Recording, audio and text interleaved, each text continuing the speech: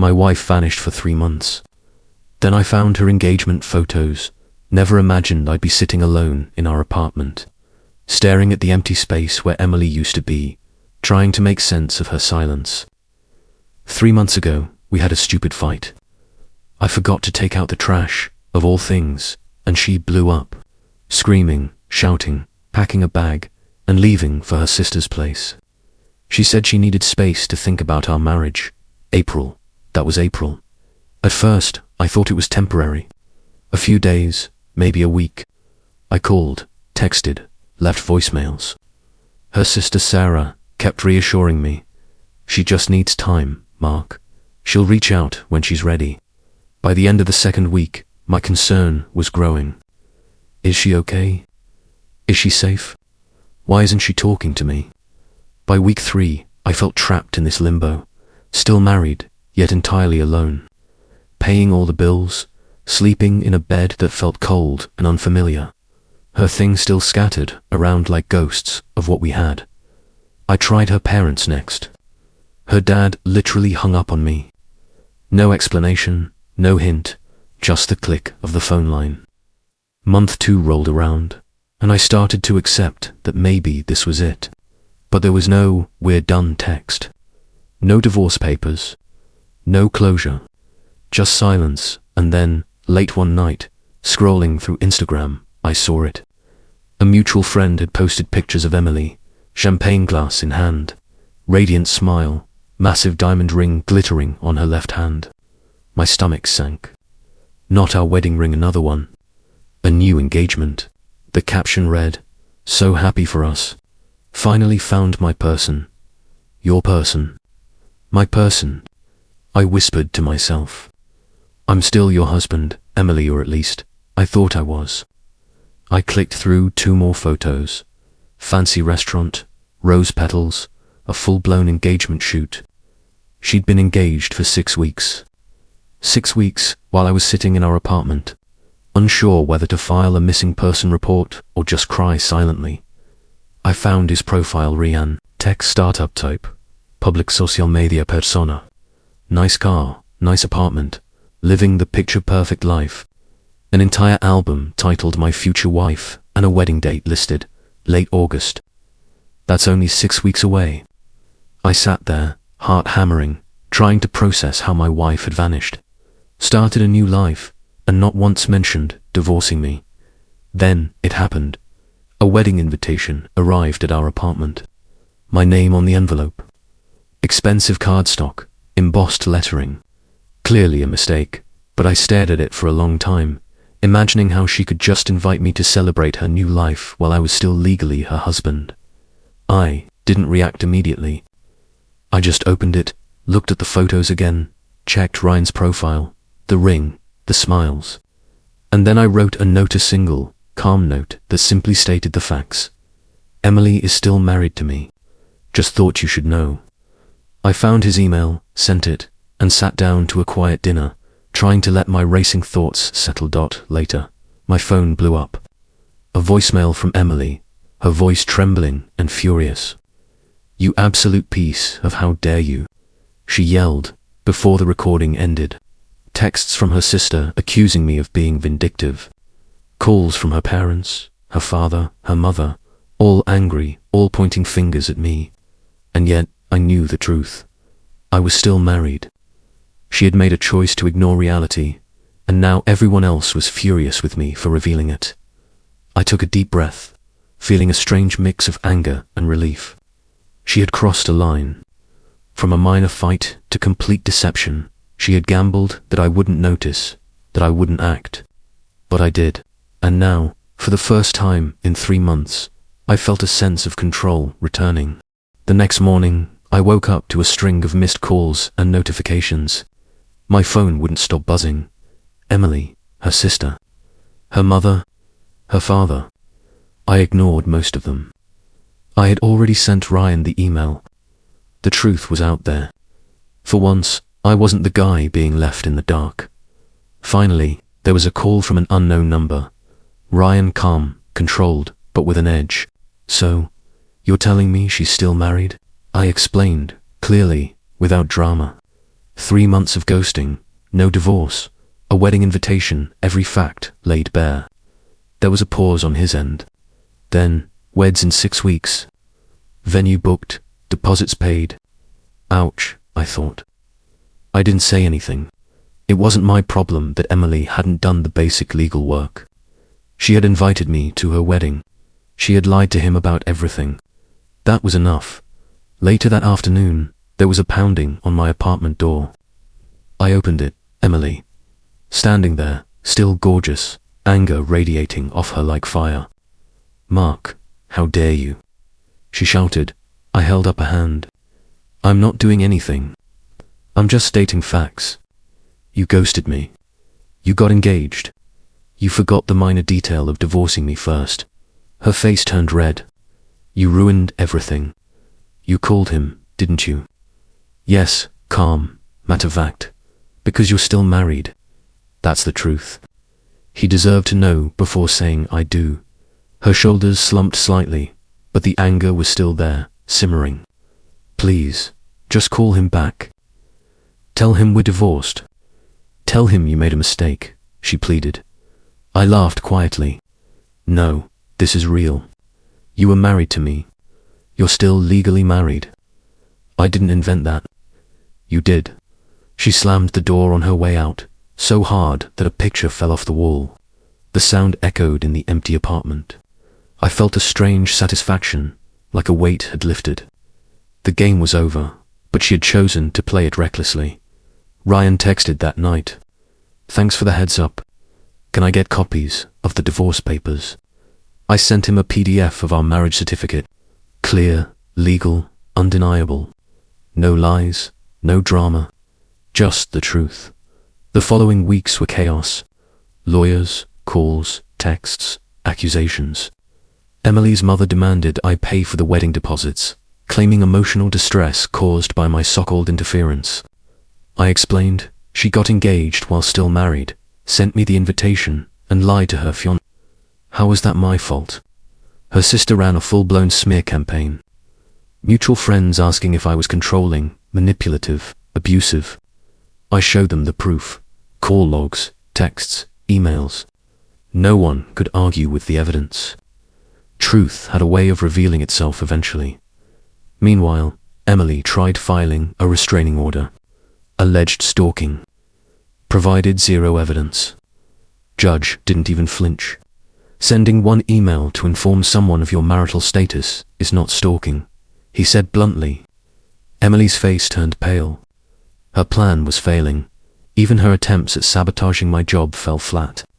Anonymous complaints, HR interviews, nothing stuck. I stayed professional, calm. No drama at the office. The truth protected me. The court day finally arrived. Emily's lawyer tried the abuse angle again. My client fled the marriage due to emotional abuse, she argued. I presented my evidence, texts, calls, proof of engagement, invitation. The judge cut through it in minutes. No abuse, no restraining orders, just a legal dissolution. After 3 hours, it was over. Emily got half the furniture. I kept the apartment. No alimony. Each of us paid our own legal fees. She glared at me the whole time, like I personally ruined her life. But I didn't argue. Facts were facts. I had simply acted on the truth she had refused to face. Outside the courthouse, she tried one last time.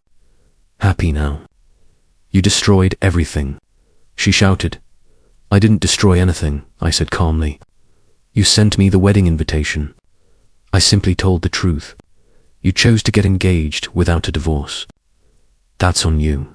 She turned, stormed off, flipping me the bird through the car window. Classy, as always. I watched her leave and felt relief, closure. Ryan was out of the picture.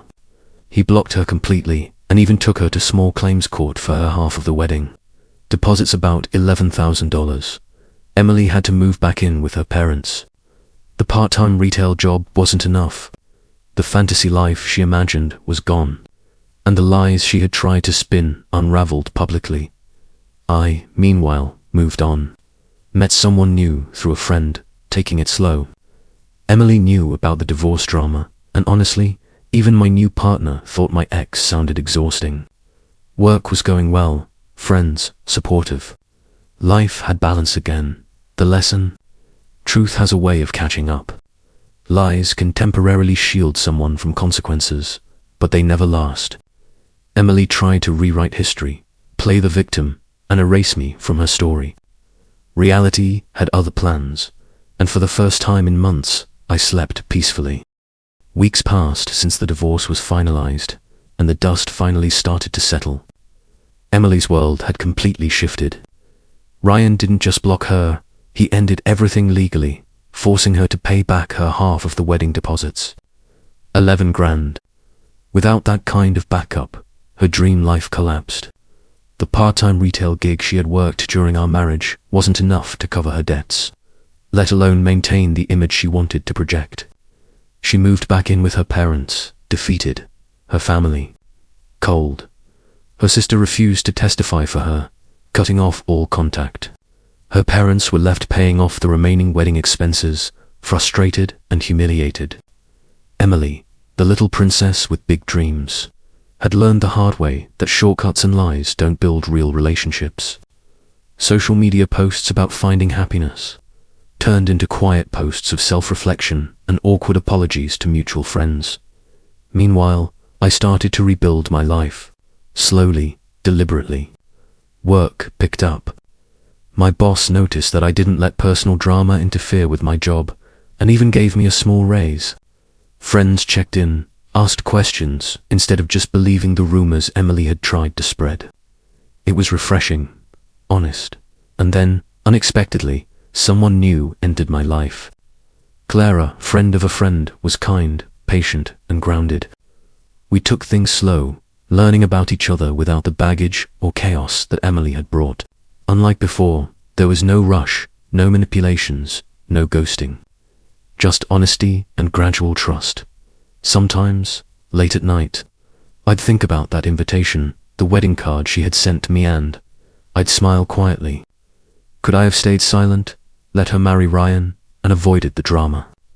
Maybe, but then I remembered the lies, the fake divorce, the abuse allegations, the story she spun to him to erase me from existence. I couldn't stay silent. Truth mattered, and someone needed to hear it. Eventually, mutual friends realized the reality. When they asked about the abuse, she claimed, it became clear there was no evidence, no police reports, no witnesses. People started questioning the story. Emily's attempts at social manipulation failed publicly and slowly. The social circle that had doubted me before began to see the truth. I even laughed once when I saw her try to reach out on a new number. "Can we talk?" she asked. I think we both made mistakes. I didn't respond. There was nothing to say. She had made her choices, and I had made mine. Life had moved forward. The bigger lesson settled in quietly over time. Honesty is non-negotiable. Lies might provide temporary comfort or convenience, but they always catch up. Emily tried to erase me, but the truth was stubborn. Reality has a way of catching up, whether someone likes it or not. As for me, I continued living, slowly building happiness on my own terms. Claire and I kept learning, exploring, laughing small things that mattered. Work was good, friends were good, and peace, real peace, finally felt within reach. I slept better at night, knowing that I had acted with integrity, and that Emily's choices had consequences. She had chased a fantasy and lost it. I had preserved the truth and gained freedom. And somehow, in all the chaos, life felt lighter sometimes. The hardest battles are with people we once loved the most. But when we stand firm in truth, we can walk away stronger. Emily had tried to rewrite history, but reality had the final word, and me. I finally got my happy endings low, real, and untangled from lies.